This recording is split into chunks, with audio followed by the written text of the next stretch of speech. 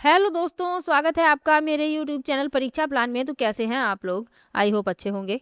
तो जैसा कि आप लोगों को पता है कि ईवीएस के टॉपिक वाइज क्वेश्चन मैं करवा रही हूं, तो ये दूसरा वीडियो है। पहला वीडियो आ चुका है जिसमें मैंने परिवार और मित्र से संबंधित 50 प्रश्न करवाए थे।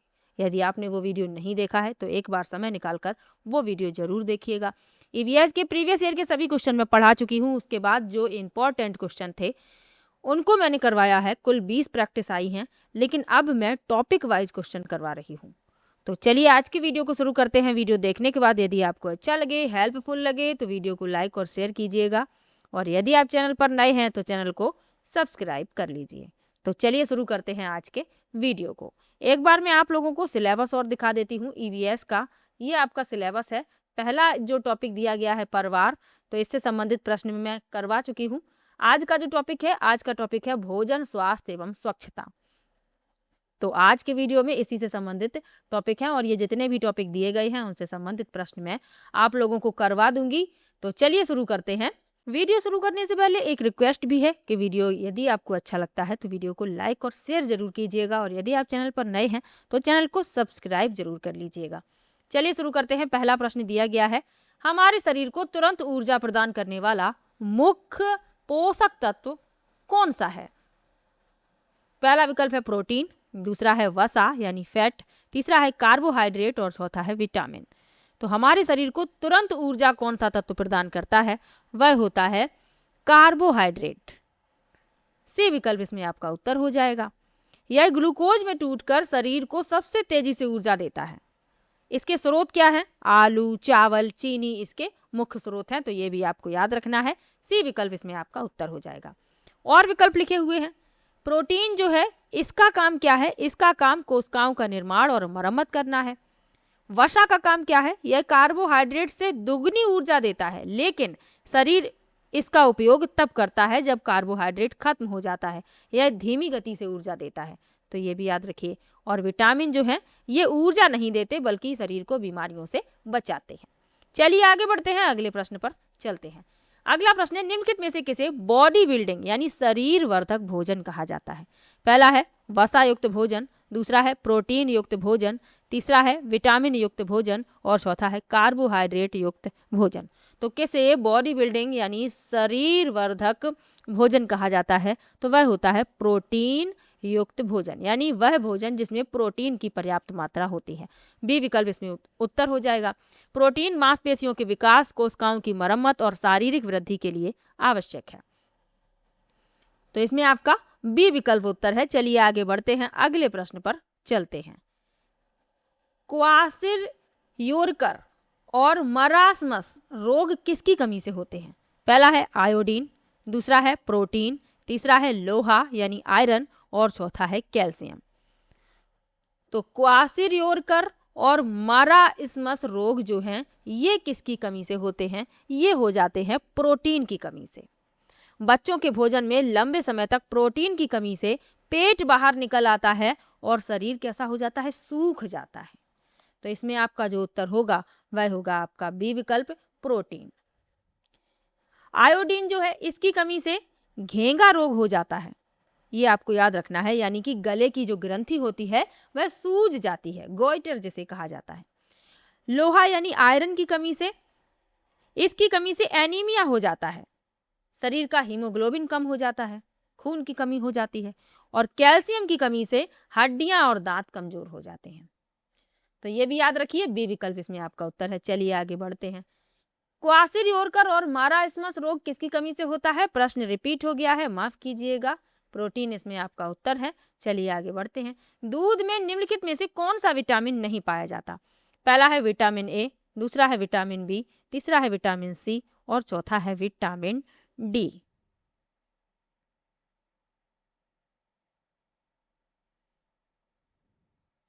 तो दूध में कौन सा विटामिन नहीं पाया जाता? दूध में विटामिन सी नहीं पाया जाता। विटामिन सी खट्टी चीजों में पाया जाता है, जैसे कि आंवला है। आंवला में प्रचुर मात्रा में विटामिन सी होता है। नींबू है, संतरा है, अंगूर है, मौसमी है, इनमें सब में विटामिन सी पर्याप्त मात्रा में पाया जाता है। ये दूध में नहीं पाया जाता। तो ये आपको याद रखना है। विटामिन सी की कमी से स्कर्वी रोग हो जाता है। विटामिन ए की कमी से रतौंधी रोग हो जाता है, ये भी साथ में याद रखिए। बी की कमी से बेरी हो जाता है। डी की कमी से रिकेट्स हो जाता है। और सी की कमी से स्कर भी आपको बता ही दिया। चलिए आगे बढ़ते हैं, अगले प्रश्न पर चलते हैं। दालें, सोयाबीन और अंडे का सफेद भाग किसके समृद्ध स्रोत हैं? पहला है कार्बोहाइड्रेट, दूसरा है प्रोटीन, तीसरा वसा और चौथा रुक्षांश। तो दालें, सोयाबीन, अंडे का सफेद भाग ये किसके समृद्ध स्रोत हैं? ये स्रोत है प्रोटीन के। बी विकल्प इसमें आपका उत्तर हो जाएगा। और सोयाबीन में सबसे अधिक पाया जाता है, तो याद रखिए बी विकल्प इसमें आपका उत्तर है। कार्बोहाइड्रेट जो है यह मुख्य रूप से अनाजों में पाया जाता है, गेहूं, मक्का, बाजरे में पाया जाता है। वसा जो है ये जिसे फैट कहते हैं, तो अंडे का जो पीला भाग होता है उसमें होता है वसा, जो अंडे के अंदर जो पीला भाग होता है। और रुक्षांश जो है ये साबुत अनाज और कच्चे फलों के छिलकों में पाया जाता है, तो ये भी याद रखिएगा। चलिए आगे बढ़ते हैं। हमारे भोजन में फाइबर या रुक्षांश का मुख्य कार्य क्या है? पहला है ऊर्जा देना, दूसरा है शरीर की मरम्मत करना, तीसरा है अपचित भोजन को बाहर निकालने में मदद करना और चौथा है रोगों से लड़ना। तो हमारे भोजन में फाइबर या रुक्षांश का मुख्य कार्य क्या है? अपचित भोजन को बाहर निकालने में मदद करना। तो इसमें आपका जो उत्तर होगा वह सी विकल्प हो जाएगा। चलिए आगे बढ़ते हैं। निम्नलिखित में से कौन सा एक कृत्रिम परिरक्षक है जो भोजन को सड़ने से बचाता है? पहला है सोडियम बेंजोएट, दूसरा है नमक, तीसरा है चीनी और चौथा है सिरका। तो कौन सा कृत्रिम परिरक्षक है जो भोजन को सड़ने से बचाता है? तो वह है आपका सोडियम बेंजोएट। पहला विकल्प उत्तर हो जाएगा। यह रासायनिक यौगिक है जो सॉस, जैम और डिब्बाबंद जो जूस होते हैं उनमें बैक्टीरिया बढ़ने से रोकता है। याद रखिए नमक जो है ये प्राकृतिक परिरक्षक है, और चीनी भी प्राकृतिक परिरक्षक है, और सिरका भी प्राकृतिक परिरक्षक है। और हमसे पूछा गया है कृत्रिम, आर्टिफिशियल। चलिए आगे बढ़ते हैं, अगले प्रश्न पर चलते हैं। मिड डे मील योजना भारत के स्कूलों में किस वर्ष शुरू की गई थी? पहला है 1990, दूसरा है 1995, तीसरा है 2001 और चौथा है 2005। तो मिड डे मील योजना 15 अगस्त 1995 में शुरू की गई थी ताकि बच्चों में कुपोषण दूर हो और स्कूल में उपस्थिति बढ़े। तो इसमें आपका बी विकल्प सही हो जाएगा, 1995। चलिए आगे बढ़ते हैं, अगले प्रश्न पर चलते हैं। किस पोषक तत्व की कमी से घेंगा नामक रोग हो जाता है? गोइटर जिसे कहते हैं। पहला है आयरन, दूसरा कैल्शियम, तीसरा सोडियम और चौथा आयोडीन। तो आयोडीन की कमी से होता है घेंगा नामक रोग। डी विकल्प इसमें आपका उत्तर हो जाएगा। आयरन की कमी से एनीमिया हो जाता है, कैल्शियम की कमी से दांत और हड्डियां टूटने लगती हैं यानी कि कमजोर हो जाती हैं, और सोडियम की कमी से बीपी लो हो जाता है, लो बीपी की समस्या हो जाती है, मांसपेशियों में ऐंठन भी होती है। चलिए आगे बढ़ते हैं। विटामिन शब्द का प्रतिपादन सबसे पहले किसने किया था? पहला है फंक, दूसरा ल्यूनिन, तीसरा पास्चर और चौथा मैकुलन।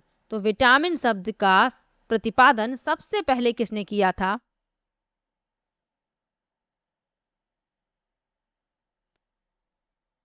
किसने किया था विटामिन शब्द का सबसे पहले प्रयोग? तो आपको याद रखना है फंक ने, कैसिमर फंक ने।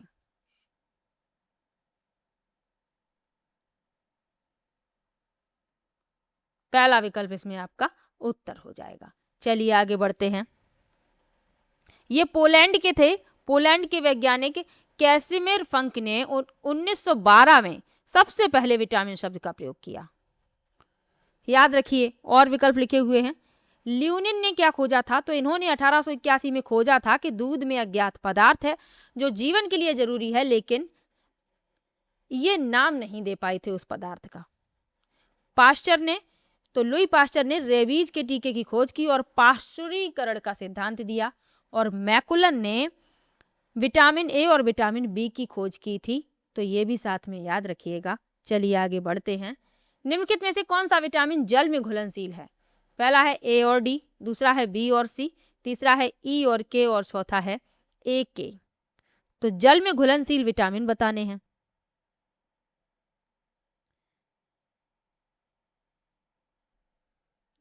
तो एक शॉर्ट ट्रिक आपको बताती हूँ, WBC याद रखिएगा। W माने वाटर, बी और सी यानी कि विटामिन बी और विटामिन सी। तो विटामिन बी और सी जो होते हैं ये जल में घुलनशील हैं। बाकी जो बचे हुए हैं ए डी ई के, ये वसा में घुलनशील हैं। तो ये भी आपको याद रखना है। चलिए आगे बढ़ते हैं। सुनहरे चावल में कौन सा विटामिन प्रचुर मात्रा में पाया जाता है? Vitamin A, vitamin B12, vitamin C और विटामिन डी। तो सुनहरे चावल में कौन सा विटामिन प्रचुर मात्रा में पाया जाता है? तो वह होता है विटामिन ए। यह जो सुनहरा चावल है, गोल्ड राइस जिसे कहते हैं, गोल्डन राइस, तो ये जो है जेनेटिकली मॉडिफाइड चावल है जिसमें बीटा कैरोटीन डाला गया है जो शरीर में जाकर विटामिन ए बनाता है। यह अंधापन रोकने के लिए बनाया गया है, यानी रतौंधी रोकने के लिए। तो इसमें आपका पहला विकल्प उत्तर हो जाएगा। चलिए आगे बढ़ते हैं। हड्डियों और दांतों की मजबूती के लिए कैल्शियम के साथ किस विटामिन की आवश्यकता होती है? पहला है विटामिन ए, दूसरा विटामिन सी, तीसरा विटामिन डी और चौथा विटामिन ई। तो हड्डियों की और दांतों की मजबूती के लिए कौन सा विटामिन है? तो वह है आपका विटामिन डी।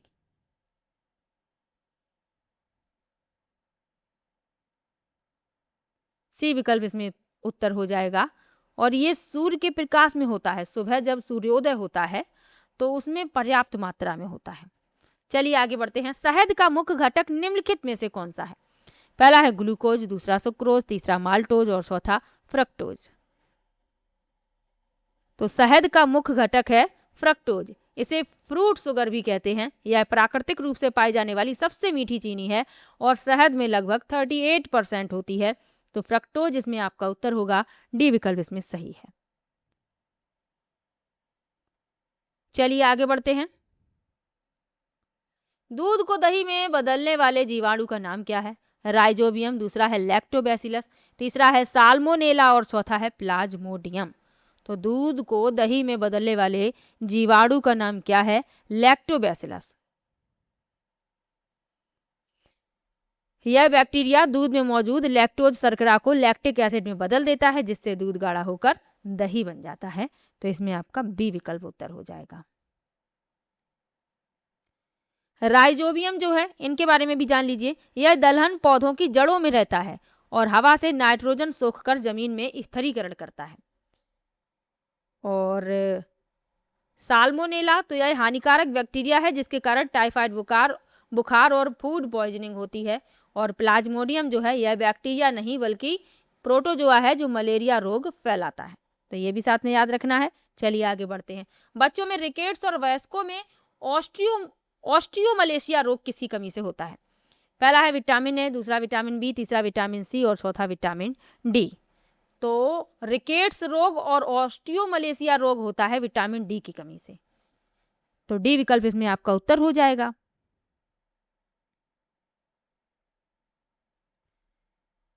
चलिए आगे बढ़ते हैं। निम्नलिखित में से कौन सा सुमेलित नहीं है? पहला है विटामिन ए, दूसरा विटामिन B1, पहला है विटामिन ए रतौंधी, दूसरा है विटामिन बी बेरी, तीसरा है विटामिन सी स्कर्वी और चौथा है विटामिन डी बांझपन। तो इसमें जो सुमेलित नहीं है वह बताना है। तो विटामिन ए की कमी से रतौंधी होता है, सही बात लिखी हुई है। विटामिन B1 की कमी से बेरी, विटामिन सी की कमी से स्कर्वी, लेकिन विटामिन डी की कमी से रिकेट्स होता है, बांझपन नहीं होता। तो यही सुमेलित नहीं है। अब ये बांझपन किसकी कमी से होता है? तो ये विटामिन ई की कमी से होता है। तो ये गलत है और हमसे पूछा गया है गलत, तो यही हो जाएगा उत्तर। चलिए आगे बढ़ते हैं, अगले प्रश्न पर चलते हैं। मलेरिया रोग किस परजीवी के कारण होता है? पहला है साल्मोनेला, दूसरा है प्लाज्मोडियम, तीसरा है एंड अमीबा और चौथा है एस्केरिस। तो मलेरिया किस परजीवी के कारण होता है? प्लाज्मोडियम के कारण। प्लाज्मोडियम एक कोशिकीय प्रोटोजोआ है। जब मादा एनाफिलीज मच्छर काटती है तो यह इंसानी खून में प्रवेश कर जाता है। तो इसमें आपका बी विकल्प उत्तर हो जाएगा। एंट अमीबा, साल्मोनेला के बारे में आपको बताया था, यह टाइफाइड फैलाने वाला बैक्टीरिया है। एंट अमीबा यह पेचिस फैलाने वाला प्रोटोजोआ है जिससे पेट में मरोड़ होने लगती है। और एस्केरिस जो है यह इंसानी आंत में पाया जाने वाला एक गोल कृमि है जो पेट में संक्रमण करता है। तो ये भी याद रखना है। चलिए आगे बढ़ते हैं। रोनाल्ड रोस को 1902 में चिकित्सा का नोबेल पुरस्कार किस खोज के लिए मिला? पहला है हैजे के टीके की खोज, दूसरा है मलेरिया मच्छर से फैलता है, तीसरा है डेंगू वायरस की खोज और चौथा है पीलिया के कारण। तो मलेरिया मच्छर से फैलता है ये रोनाल्ड रोस ने बताया। इन्होंने मच्छर के पेट में ताक झांक की और बताया कि जो मलेरिया है उसके फैलने का कारण क्या है? मच्छर। तो इसमें आपका बी विकल्प सही है। और इसी की खोज के लिए इन्हें 1902 में चिकित्सा का नोबेल पुरस्कार दिया गया था। तो इसमें आपका बी विकल्प उत्तर हो जाएगा। चलिए आगे बढ़ते हैं, अगले प्रश्न पर चलते हैं। निम्नलिखित में से कौन सा रोग संक्रामक नहीं है? पहला है हैजा, दूसरा तपेदिक, तीसरा कैंसर और चौथा चेचक। तो इसमें जो संक्रामक रोग नहीं है वह हमें बताना है। तो इसमें जो कैंसर है ये संक्रामक रोग नहीं है। तो यही हो जाएगा इस प्रश्न का उत्तर। हैजा जो है ये दूषित पानी से फैलने वाला रोग है। तपेदिक जो है यह खांसने और छींकने से हवा के जरिए फैलने वाली बैक्टीरिया जनित बीमारी है। और यह जो है चेचक, स्मॉल पॉक्स जिसे कहते हैं, यह भी वायरस से फैलने वाली बीमारी है। तो कैंसर जो है संक्रामक रोग नहीं है। चलिए आगे बढ़ते हैं। एनीमिया रोग किसकी कमी से होता है? पहला है कैल्शियम, दूसरा आयोडीन, तीसरा हीमोग्लोबिन या आयरन और चौथा विटामिन के। तो एनीमिया रोग शरीर में किसकी कमी के कारण होता है? ये होता है हीमोग्लोबिन या आयरन की कमी से। तो इसमें आपका सी विकल्प उत्तर हो जाएगा। चलिए आगे बढ़ते हैं। सिट्रस फल जैसे आंवला, नींबू, संतरा में कौन सा विटामिन प्रचुर मात्रा में पाया जाता है? पहला है विटामिन बी, दूसरा विटामिन ए, तीसरा विटामिन सी और चौथा विटामिन के। तो खट्टे फलों में पाया जाता है विटामिन सी। सी विकल्प इसमें आपका उत्तर हो जाएगा। विटामिन बी जो है यह मुख्य रूप से अनाज और खमीर और दूध में मिलता है। विटामिन ए किसमें पाया जाता है? यह गाजर, पपीता और आम जैसे पीले फलों में प्रचुर मात्रा में पाया जाता है। और विटामिन के यह मुख्य रूप से हरी पत्तेदार सब्जियों जैसे पालक है, ब्रोकली है, इसमें पाया जाता है। ये भी याद रखना है साथ में। अगला प्रश्न है विडाल टेस्ट किस बीमारी के निदान के लिए किया जाता है? पहला है एड्स, दूसरा मलेरिया, तीसरा टाइफाइड और चौथा पीलिया। तो विडाल टेस्ट जो है ये टाइफाइड की जांच के लिए किया जाता है। सी विकल्प इसमें आपका उत्तर हो जाएगा। चलिए आगे बढ़ते हैं। अगला प्रश्न है निम्नलिखित में से कौन सी बीमारी दूषित जल और भोजन के सेवन से फैलती है? पहला है मलेरिया, दूसरा हैजा, तीसरा फाइलेरिया और चौथा डेंगू। तो दूषित जल और भोजन के सेवन से हैजा फैलता है। बी विकल्प इसमें आपका उत्तर है। अगला प्रश्न है किस मच्छर के काटने से डेंगू और चिकुनगुनिया जैसे रोग फैलते हैं? पहला है मादा एनाफिलीज, दूसरा है एडीज एजिप्टी, तीसरा है क्यूलेक्स और चौथा है इनमें से कोई नहीं। तो डेंगू और चिकनगुनिया फैलते हैं एडीज एजिप्टी से।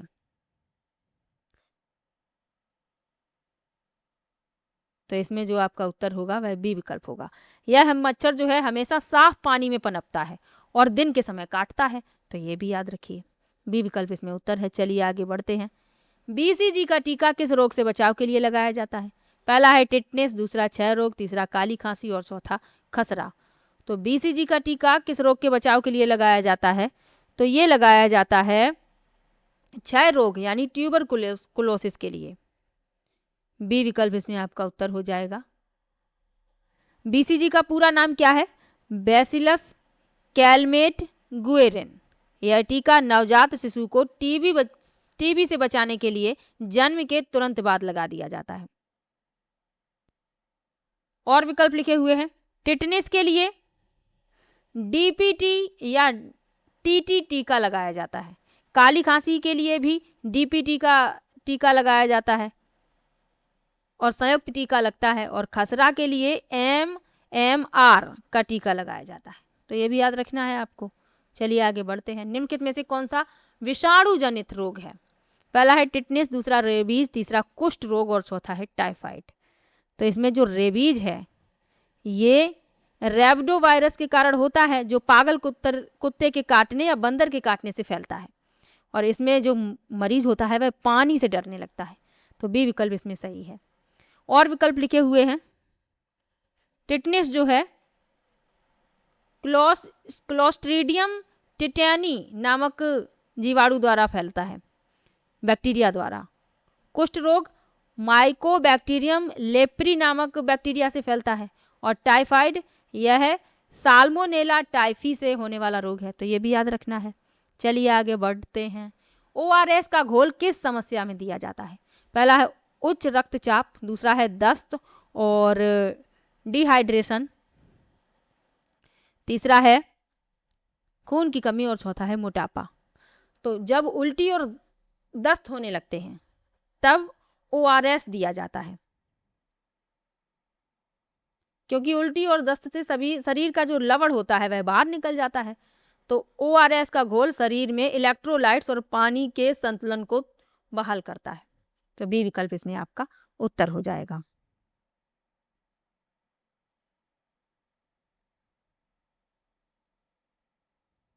चलिए आगे बढ़ते हैं। एथलीट फुट नामक बीमारी किसके कारण होती है? पहला है बैक्टीरिया, दूसरा है वायरस, तीसरा फंगस और चौथा प्रोटोजोआ। तो एथलीट फुट जो है ये फंगस यानी कवक द्वारा फैलने वाली बीमारी है। सी विकल्प इसमें आपका उत्तर हो जाएगा। यह ट्राइकोफाइटन नामक फंगस के कारण पैरों की उंगलियों के बीच होने वाला त्वचा संक्रमण है, जो नमी और पसीने के कारण होता है। तो याद रखिएगा। चलिए आगे बढ़ते हैं। डाउन सिंड्रोम किस प्रकार की बीमारी या विकार है? पहला है संक्रामक रोग, दूसरा है आनुवांशिक विकार, तीसरा है कुपोषण जनित रोग और चौथा है जीवाणु जनित रोग। तो डाउन सिंड्रोम जो है ये एक आनुवांशिक विकार है। यह 21वें गुणसूत्र की त्रिसूत्रता के कारण होता है। इससे बच्चे का मानसिक और शारीरिक विकास धीमा होता है और यह छूने से नहीं फैलता है। तो ये भी याद रखिए, बी विकल्प इसमें आपका उत्तर हो जाएगा। चलिए आगे बढ़ते हैं। हमारे शरीर का कौन सा अंग पीलिया रोग से मुख्य रूप से प्रभावित है? पहला है हृदय, दूसरा फेफड़े, तीसरा यकृत और चौथा वृक्क। तो पीलिया जो है यह यकृत यानी लीवर को प्रभावित करता है। पीलिया में यकृत खराब होने के कारण खून में बिलिरुबिन यानी कि पीला पिगमेंट का स्तर बढ़ जाता है, जिससे त्वचा और आंखें पीली दिखाई देने लगती हैं। तो पीलिया जो है खतरनाक बीमारी है, यकृत को प्रभावित करती है। सी विकल्प इसमें आपका उत्तर हो जाएगा। चलिए आगे बढ़ते हैं। अगला प्रश्न है, सलीपद या हाथी पांव रोग का संचरण किसके द्वारा होता है? पहला है एडीज मच्छर, दूसरा क्यूलेक्स मच्छर, तीसरा है सैंड फ्लाई और चौथा है घरेलू मक्खी। तो सलीपद या हाथी पांव रोग का संचरण किसके द्वारा होता है? ये होता है क्यूलेक्स मच्छर द्वारा। क्यूलेक्स मच्छर वाउचेरिया बैनक्राफ्टी नामक फाइलेरियल कृमि को फैलाता है, जिससे लसिका ग्रंथियों में सूजन आ जाती है और पैर हाथी जैसा भारी हो जाता है। बी विकल्प इसमें सही है। चलिए आगे बढ़ते हैं। इंसुलिन की कमी से मानव शरीर में कौन सा रोग हो जाता है? पहला है घेंगा, दूसरा एनीमिया, तीसरा मधुमेह और चौथा बेरी। तो इंसुलिन की कमी से मधुमेह हो जाता है, डायबिटीज जिसे कहते हैं। सी विकल्प इसमें आपका उत्तर हो जाएगा। चलिए आगे बढ़ते हैं। बेरी विटामिन बी की कमी से एनीमिया, आयरन की कमी से घेंगा, आयोडीन की कमी से, ये तो आपको पता ही है। अगला प्रश्न है, रक्त का थक्का जमने में कौन सा विटामिन सहायक है? पहला है विटामिन ए, दूसरा विटामिन सी, तीसरा विटामिन ई और चौथा विटामिन के। तो रक्त का थक्का जमने में कौन सा विटामिन सहायक है? तो वह है आपका विटामिन के।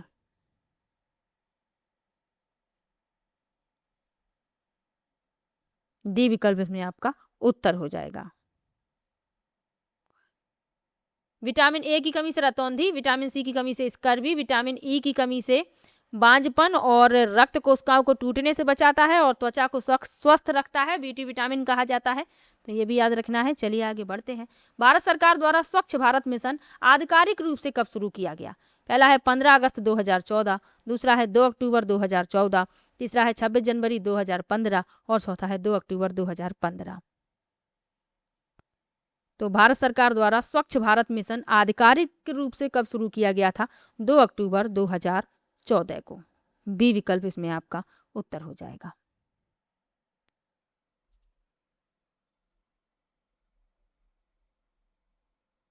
चलिए आगे बढ़ते हैं। हाइजीन शब्द की उत्पत्ति ग्रीक भाषा के किस शब्द से हुई है जिसका अर्थ स्वास्थ्य की देवी है? पहला है हाइजिया, दूसरा हाइड्रो, तीसरा हेप्पो और चौथा हेप्टा। अच्छा प्रश्न है। तो हाइजिया शब्द से इसकी उत्पत्ति हुई है और यह ग्रीक भाषा का शब्द है। तो पहला विकल्प इसमें आपका उत्तर हो जाएगा। हाइजिया को स्वास्थ्य, स्वच्छता और आरोग्य की देवी माना गया है और इसी से हाइजीन शब्द बना है। हाइड्रो जो है यह भी ग्रीक भाषा का शब्द है जिसका अर्थ पानी होता है और हेप्पो इसका अर्थ जो है दरियाई घोड़ा और हेप्टा इसका अर्थ है संख्या 7।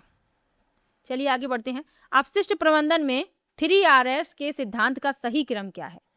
तो अपशिष्ट प्रबंधन में पूछा गया है तो रिड्यूस, रीयूज और रिसाइकिल। चलिए देख लेते हैं कौन सा विकल्प सही होगा। तो बी विकल्प इसमें सही है, रिड्यूस, रीयूज और रिसाइकिल। चलिए आगे बढ़ते हैं। खुले में शौच से मुक्त गांवों या शहरों को कौन सी श्रेणी सर्टिफिकेट दिया जाता है? पहला है क्लीन सिटी, दूसरा है SBMG, तीसरा है ODF और चौथा है निर्मल शहर। तो खुले में शौच से मुक्त गांव या शहरों को कौन सी श्रेणी या सर्टिफिकेट दिया जाता है? तो वह होता है आपका ODF।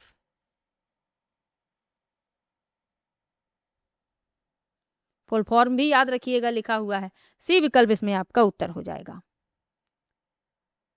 चलिए आगे बढ़ते हैं, अगले प्रश्न पर चलते हैं। अस्पतालों से निकलने वाले संक्रामक कचरे के निपटान का सबसे सुरक्षित तरीका क्या है?